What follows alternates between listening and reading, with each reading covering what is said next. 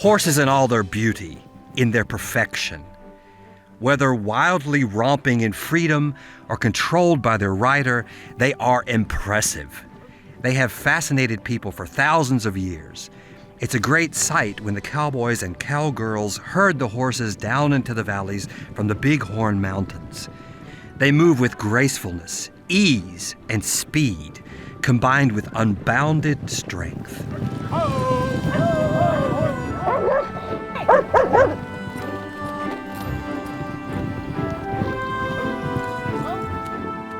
From the high summer pastures at an elevation of 9,000 feet in the mountains of northeast Wyoming, the animals gallop down to the low plains of the Badlands.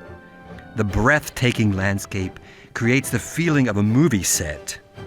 Once the hunting grounds of the Crow Indians, it has been cowboys' territory for cattle and horse breeding for more than 100 years.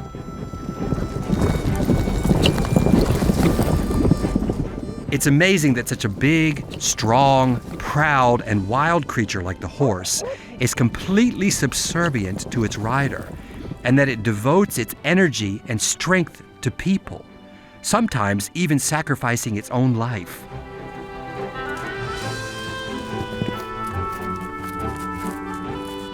Mustang herds with 1,000 head once grazed here in Wyoming and far over the state line into Montana. The wild horses enjoyed ideal living conditions. There are no free-roaming Mustangs here anymore, but the Mustangs are back on vast ranch lands.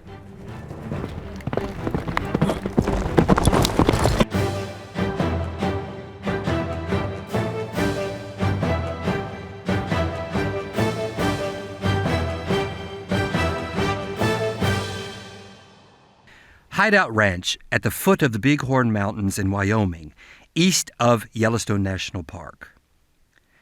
A herd of over 80 horses lives here. Quarter and paint horses, but also Mustangs, exceptional horses, legends of the Wild West. Wild horses are caught every year during a roundup by officials of the federal government. The overpopulation, mostly young animals, is sent to auction.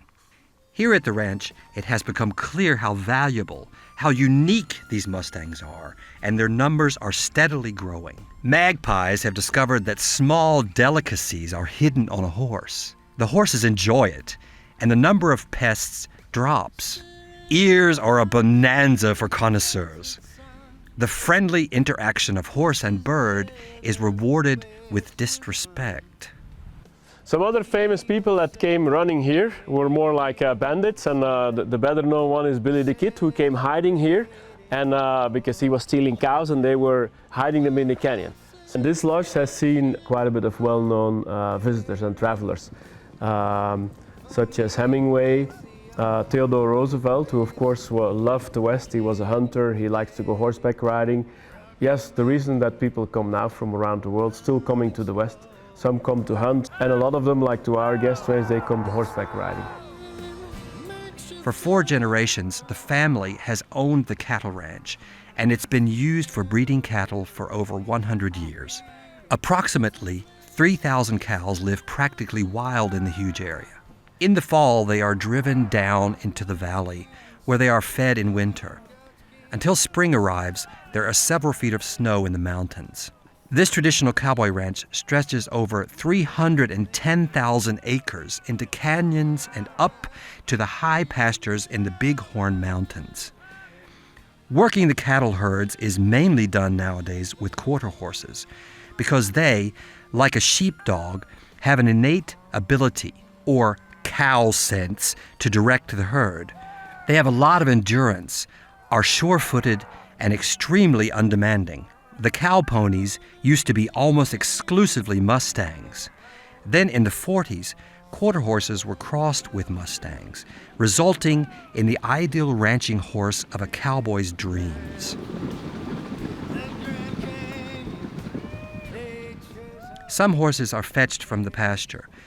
They're for guests staying at the ranch to ride.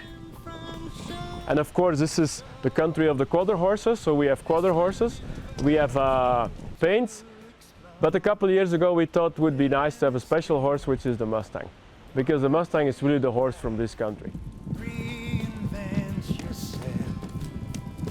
But the Mustang is something that we've seen that is really something that people are interested in. And a lot of people, they don't think that Mustangs still exist, and they cannot even dream that you can come and go ride Mustangs in the country like the Indians, like so many years ago. And there are a lot of really good horses there. So a couple of years ago we decided that we were going to start introducing the Mustangs in our string for the guests to ride, to train them properly, and then have them use them to do cattle work, to do trail riding, and they prove to be really, really very good horses. They are very easy to keep. They don't need a lot of attention. They're very strong. They have strong hooves. They are a little bit smaller than a quarter horse, but they are super comfortable. And they can really handle this terrain extremely, extremely well. The cold branding on the horses' necks is the sign of a Mustang. The guests are grouped according to their riding ability, and then it's off to the mountains. The whole day the riders are in the saddle.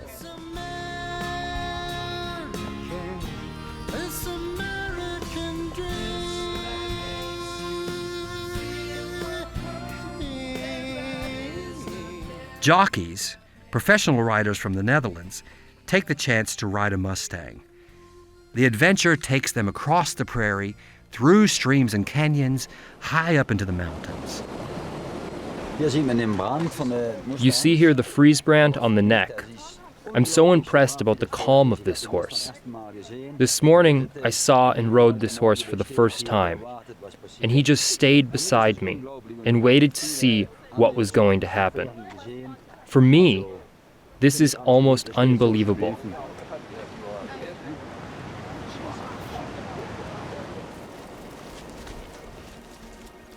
Up to an elevation of over 9,000 feet, there are green meadows and flowers. Up here it also rains more, and the heat of summer doesn't dry out the soil as much as down in the prairie.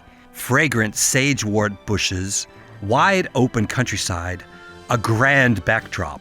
It is a gift to be able to enjoy this natural beauty with such a great animal, with a horse.